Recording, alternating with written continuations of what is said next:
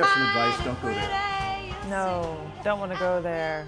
And Chip will have some more details about that police chase. There was a Fort Worth police chase that just ended. Right, out in the White Settlement area. Right. Yeah, so we'll have more on that coming up. Now we're going to turn to Ed Wallace, and he's got a Jeep Wrangler. This car looks like a ton of fun, doesn't it? You know, Ed, I had a way old one years ago, and I refer to the Wrangler, and tell me if I'm wrong, and I probably am, as the car that every guy wants until he gets one.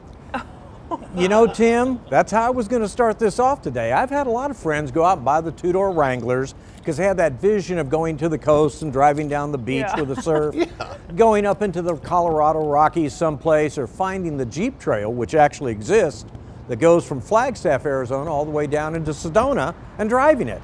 And then comes the reality of, you're driving here in Dallas-Fort Worth like the rest of us, and in time it beats you to death.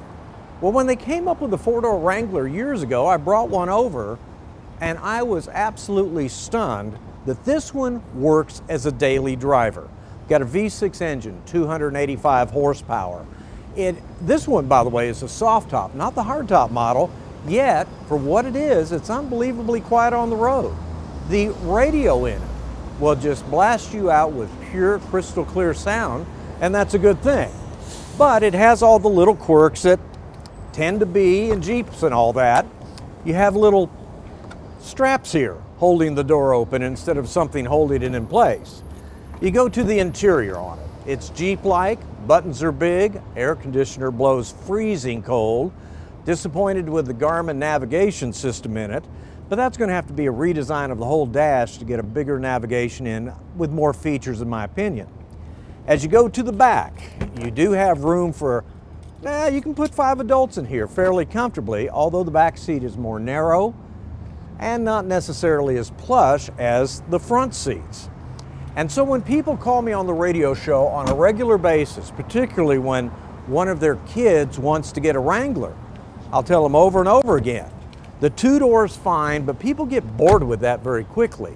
The 4-door is one that you can drive every day like a car, you can enjoy it like an automobile, and yet if you want to find that Jeep Trail from Flagstaff to Sedona, it'll go down at just fine.